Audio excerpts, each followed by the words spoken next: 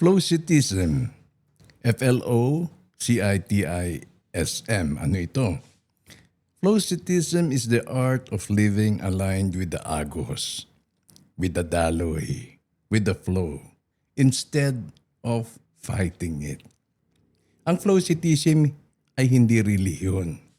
Hindi rin po ito motivational talk. Hindi rin po ito toxic positivity.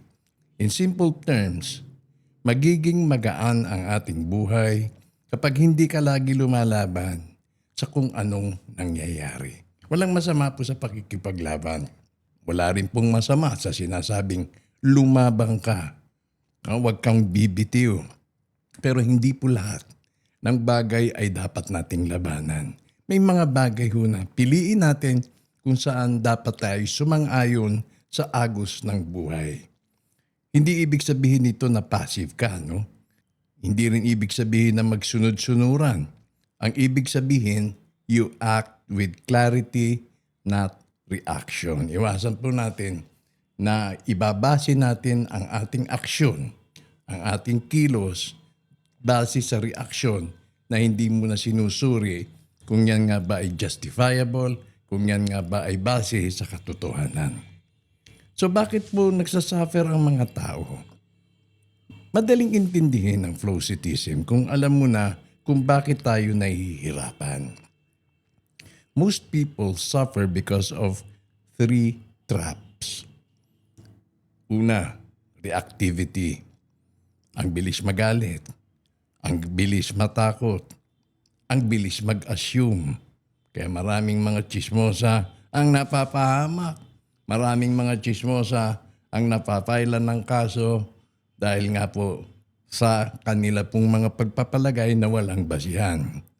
Number 2, expectation. Iniisip natin na susunod ang mundo sa gusto natin. Hindi po ganun. May mga bagay po na ating kontrolado. May direct control tayo at meron din pong mga bagay na wala tayong control. At doon sa mga bagay na wala tayong control, wag na po natin konsumihin ang ating mga sarili. Number 3, chaotic mind. Yung isipang magulo, utak na hindi nagpapahinga. Kahit wala namang nangyayari, nag-o-overthink. So Flowcitism breaks all 3, yung tatlong nabanggit. So ano po ang tatlong haligi ng Flowcitism? Number 1, presence over reaction. Hinding-hindi ka magiging malaya hanggat emosyon ang pinaiiral mo, hindi ang direksyon na ayon sa iyong naiisip o ayon sa mga katotohanan. Emosyon. Ang emosyon ay maaring factual, maaari rin pong base sa assumption, sa pagpapalagay. Kaya ang Flowcitism ay nagtuturong huminga muna bago magdesisyon. Tayo ay humimpil muna mag-isip bago tayo gumawa ng anumang hakbang. Sa totoo lang, mas nagiging klaro ang buhay kapag hindi mo kinokontra. So kinakailangan magkaroon ng clarity over chaos.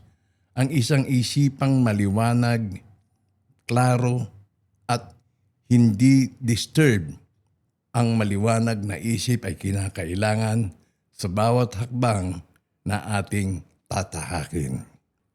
Ano ba ang 4 na katanungan na may kinalaman sa Flowcitism? Kapag nalilito ka, galit ka, o nasasaktan ka, Flowcitism has 4 grounding questions. Number 1, what is really happening? Hindi assumptions, hindi pagpapalagay, kundi base sa ebidensya, base sa facts. Number 2, what am I feeling? At bakit? Bakit ganito ang aking nararamdaman? Bakit ganito ang aking kutob? Number 3, what is within my control? Ang mga bagay na saklaw sa iyong kontrol ay yun lamang ang iyong dapat galawin. Kung malayo, wala kang kinalaman.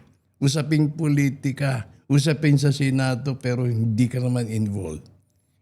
Mabuti pa, ang bawas-bawasan mo ang itinsyong yung ginugugol sa mga usaping wala kang kontrol. Number 4, what is life teaching me right now? Ano ang mga tinuturo ng buhay sa mga sandaling ito sa akin? Number 1, yung flow, yung leksyon, at yung pagpapalago or growth sa sarili. Kapag tinanong mo to, automatic na bumababa ang drama, umaakyat ang clarity at doon nagsisimula ang payapang kaisipan. So ano ang Flowcitysm kung i-apply mo sa real life? Ngayong taong 2025, napakarami kong pinagdaanan. Heartbreak, disappointments, health scares, at mga bagay na hindi ko ini-expect. Pero alam mo kung ano ang nakatulong sa akin?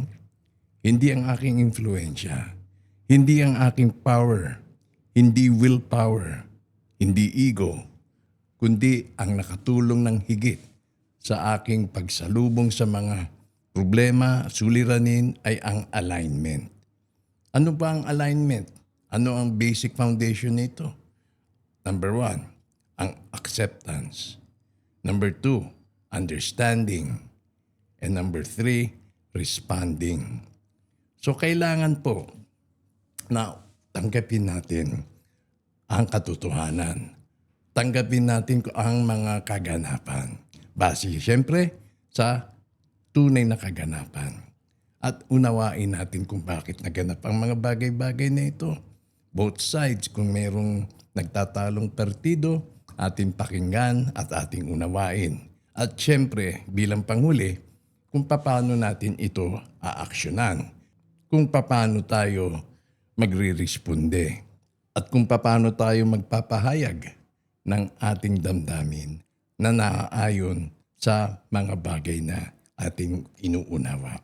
So ano ang maaring ipangako ng filosofiyang Flowcitysm the moment na ito ay iyong mapapag-aralan, the moment na paiiralin mo ang disiplina sa sarili at i-apply ang filosofiyang ito.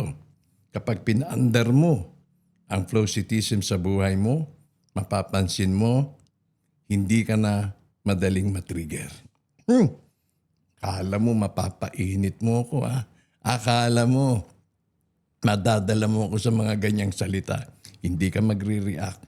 Mag-iisip ka na lamang at hindi ka mapapagalit ng basta-basta. At siyempre, hindi ka na rin madaling makonsume. Hindi ka na naghahabol ng validation. Yung bang, di ba? Yun yung mga validation na humihingi ka ng opinion sa katabi mo, sa kamag-anak mo, sa asawa mo, para sabihin lang nila na tama ka. Yun ang validation. Hindi mo na kailangang habulin yan kapag natutunan natin ng lubos ang filosofiya ng Flowcitysm. At syempre, hindi ka na lagi nagwo-worry. Kahit 500 na lang ang i-budget mo sa Noche Buena, hindi ka na takot mawalan. Hindi ka na takot magmahal ulit. At hindi ka na bilanggo ng kahapon. Dahil ngayon, you live in the only place where life is real. The flow of the present moment. Kung nakukonsumi ka, nauupos ka na.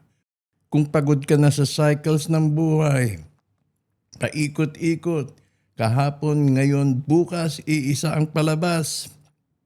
At kung gusto mo na talagang magbago, Flowcitysm begins with one simple decision. Stop fighting everything. Start flowing with what's true. This is Flowcitysm 101. Ako si Ka Anton, and welcome to the Pathway of Clarity.